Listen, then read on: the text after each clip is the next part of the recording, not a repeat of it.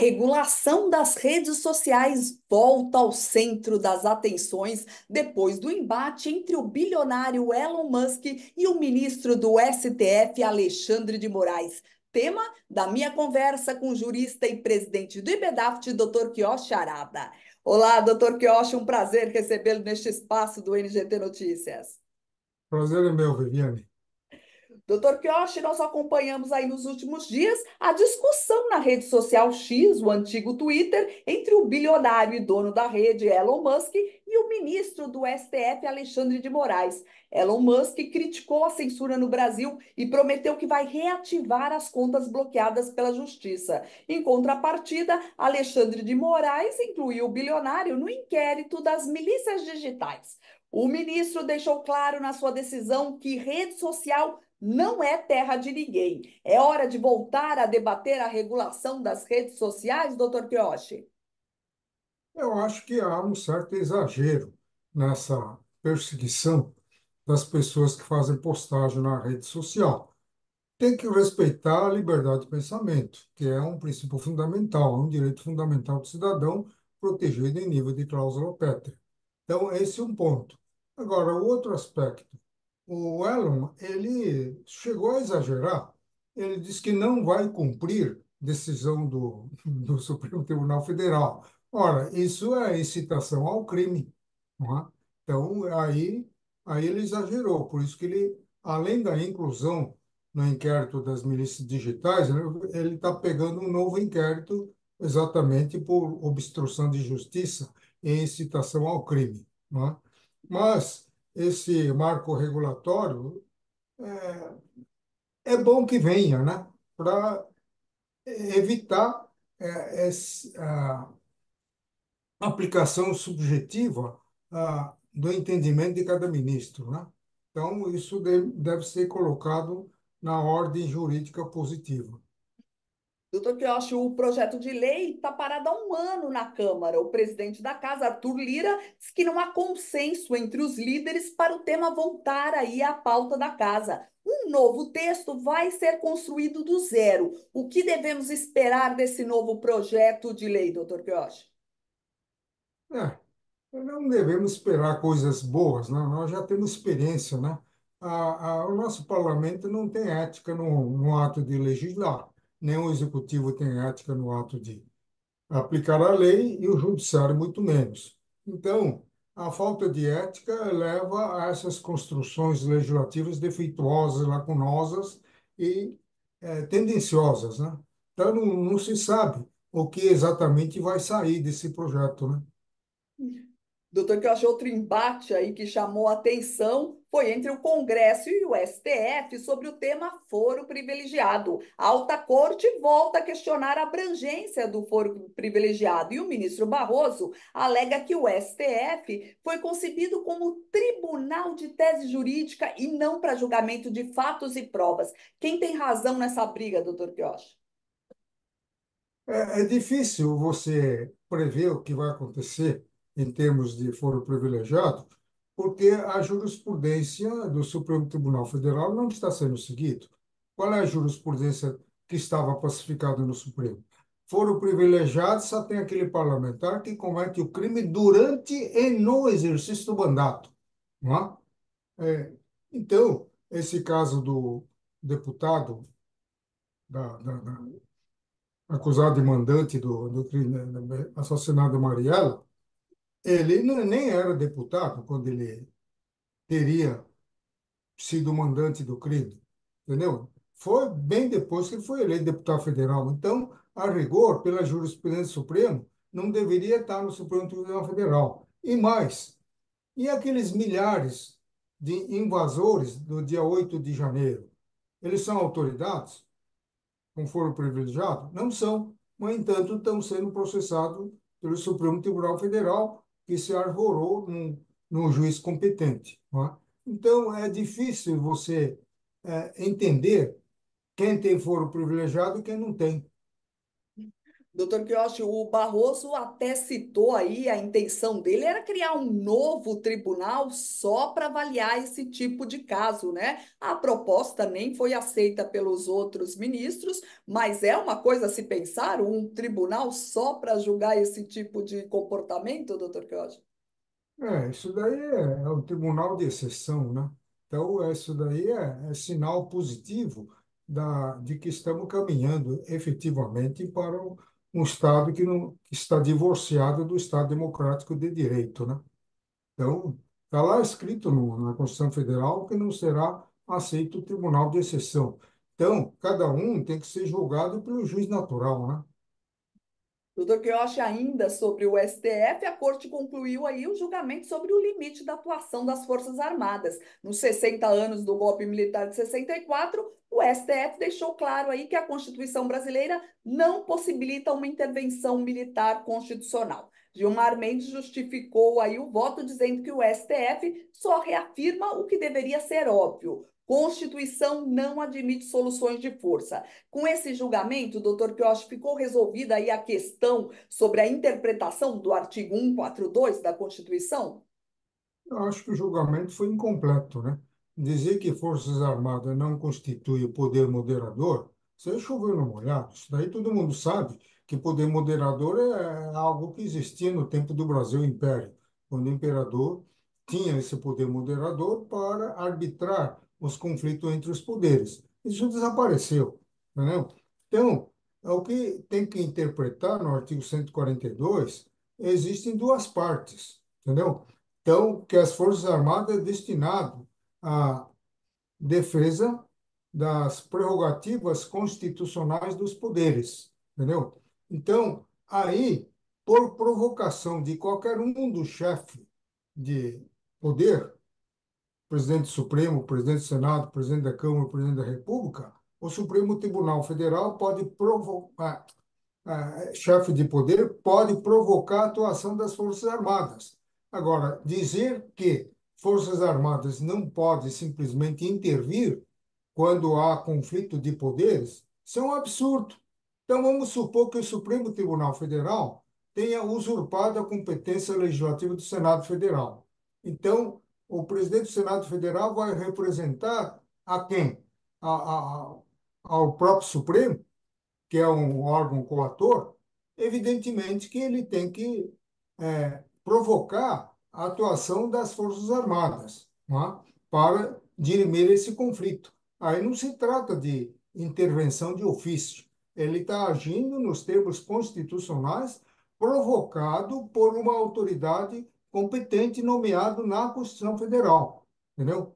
Agora, por outra hipótese, o presidente manda cercar com Força Nacional de Segurança o prédio do Supremo Tribunal Federal para evitar determinado julgamento.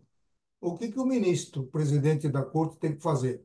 Tem que requisitar aí a intervenção das Forças Armadas para desmobilizar aquele cerco e garantir o livre julgamento, o funcionamento do Supremo Tribunal Federal. Então, nesse sentido, que existe o 142 da Constituição Federal. E outro aspecto é a parte final, na defesa da lei e da ordem. Ora, isso daí já tivemos exemplos, né, práticos no governo Michel Temer. Foi a intervenção lá no estado do Rio de Janeiro. Só que essa intervenção está restrito à área de segurança pública, quando o aparelhamento da segurança pública, Polícia Civil, Polícia Militar do Estado, se mostra impotente para combater a criminalidade, então, por requisição do presidente da República, há a intervenção das Forças Armadas. Foi o que aconteceu lá em Roraima também, né? Certo. Doutor Quioche, o senador Sérgio Moro se livrou aí da cassação do mandato no Tribunal Regional Eleitoral do Paraná. O caso deve chegar aí ao Tribunal Superior Eleitoral. A tendência é absolver o senador mais uma vez? Eu acho que essa tese de que houve abuso de poder econômico é uma tese absurda, né? Agora, você, para saber se houve abuso ou não, você tem que investigar quanto que os demais candidatos gastaram. Não é só investigar o quanto que o Moro gastou. E se tiver alguém que gastou mais, como é que fica? Entendeu? Então, aí estava errado desde o começo. Então, foi absolvido por 5-2, né? Certo.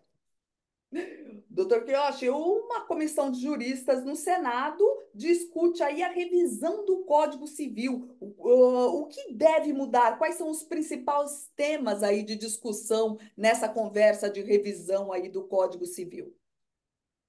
A comissão de juristas parece que já terminou e entregou seu relatório para o presidente da Câmara ou o presidente do Senado, não sei. Então, isso vai à votação. Só que a, esse Código Civil de 2002 já veio atrasado, ficou 21 anos discutindo e foi atropelado pela Constituição de 88, que atualizou por completo o direito de família. Então, o direito de família está totalmente constitucionalizado. Então, de maneira que cresceu sensivelmente a atuação do Supremo Tribunal Federal na questão de família, entendeu? E hoje estamos vendo o embate de igualdade de gênero, transexual, com resignação sexual ou não, casamento homoafetivo, todas essas coisas. Então, o que esse projeto de Código Civil vem fazer é cobrir eventuais lacunas, em primeiro lugar, para compatibilizar o Código Civil com as disposições constitucionais que lá estão, né? Segundo lugar, cobrir eventuais omissões, né? Tanto do Código como da Constituição Federal. Por exemplo, essa questão de igualdade de gêneros não está regulado nem na Constituição, nem no Código Civil. Trata-se de uma mera criação pretoriana. É o Supremo que está criando. É questão de casamento homoafetivo, não é? Então, o Supremo criou recentemente o direito à licença maternidade da companheira mulher engravidada artificialmente, né? Então, teria direito à maternidade pelo prazo necessário à fruição da licença paternidade. Então, ficou bem aquém do normal. Mulher normal tem quanto? 90 dias? 6 meses, né? 6 meses. Então, aqui teria só 5 dias, né? Então, todas essas coisas aí estão sendo reguladas. E outra coisa que a ciência moderna revolucionou é a inteligência artificial e também o avanço da tecnologia da informática. Então, isso também está sendo incorporado no novo Código Civil, né? Até também a proteção, né, das pessoas É, no ambiente virtual, não é mesmo, doutor Quioche? é, pois é. Doutor, Então, doutor é, Quioche, antes de terminar, eu queria que o senhor analisasse aí a decisão do STF sobre limites da coisa julgada em matéria tributária, a decisão aí sobre o não pagamento da contribuição social sobre lucro líquido. bom, eu cheguei a escrever um artigo, né, que o passado não é mais certo e o futuro é imprevisível. O Supremo Tribunal Federal inventou a utilização da ação de controle concentrado, que é a ADI, e a ação de descumprimento de preceito fundamental, para impactar decisões judiciais proferidas nos autos de recurso extraordinário. Entendeu? Foi o que aconteceu com a contribuição social sobre lucro. E em 2005, disse que aquilo era inconstitucional, então você não precisava pagar. Então o sujeito estava com certeza de que ele tinha uma garantia constitucional que não precisava pagar. Em 2007 veio uma ADIM, duas ADIM, que foram julgadas constitucionais a cobrança da contribuição. Só que eles mantiveram um silêncio sepulcral sobre aqueles que tinham coisa julgada a seu favor. Ninguém falou que teria que pagar. Falou. Isso aconteceu 16 anos depois. Em 2023, né, Supremo apreciando dois recursos extraordinários com repercussão geral e falaram, não, quando em 2007 o Supremo disse que era constitucional, vocês deviam ter pago. Como não pagaram, agora vocês vão pagar com efeito retroativo. E isso foi decidido, acho que no início da semana, né? Segunda-feira ou terça-feira, por maioria de voto. Então, foi assentada a tese de que você tem que pagar com efeito retroativo em 2007, mas com é, respeitada a prescrição, evidentemente, mas ficando livre do pagamento de juros moratórios e juros punitivos, né? Então, mas isso gera uma insegurança total. Que se Sim. tivesse dito em 2007 que ficou impactado, aí o contribuinte teria pago, entendeu? Ele foi pego de surpresa. Então, o contribuinte concluiu, segundo a Constituição vigente, a norma vigente, em que coisa julgada para que deixe de prevalecer tem que ser previamente rescindida. Como não houve ação rescisória, ele ficou tranquilo. Aí ele foi surpreendido. Aí veio o ministro Barroso e falou: quem não pagou fez uma aposta e perdeu. Quer dizer, isso é um absurdo. O Supremo não é um cassino. Sem dúvida. Doutor Quiochi, sempre um prazer ouvi-lo neste espaço do NGT Notícias. Nosso tempo encerrou. Muito obrigada pela sua presença. Ah, tudo bem. Até a próxima. Até a próxima. Esse foi o jurista e presidente do IBEDAFT falando aqui no NGT Notícias de hoje. Muito obrigada pela sua companhia e eu te aguardo na próxima edição. Até mais.